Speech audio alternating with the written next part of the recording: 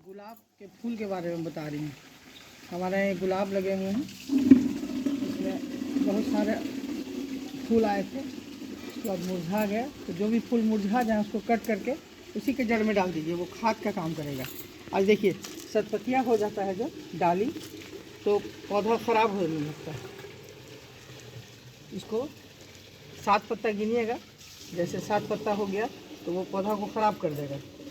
इसमें देखिए 2 4 2 5 1 7 पत्तियाँ होने के बाद ख़राब हो जाता है पौधा। इसको कट करके हटा देने का।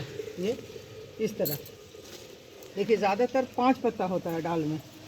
ये 2 2 4 1 5 पत्ता है तो ठीक फूल अच्छा आएगा। लेकिन जब सतपतिया डाला गया तो पौधा ख़राब कर देगा। इसको यहाँ से जहाँ से निकला ये कट कर देना।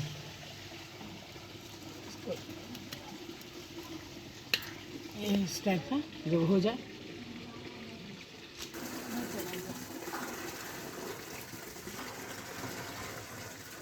देखिए, ये भी 7 पत्तियाँ है, इसमें 7 पत्ता हो गया, निकल गया है। ये नहीं अच्छा रहेगा, कट कर देना। इस टाइप का कली भी आ जाए तो भी हटा दीजिए, ये पौधे को ख़राब कर देगी।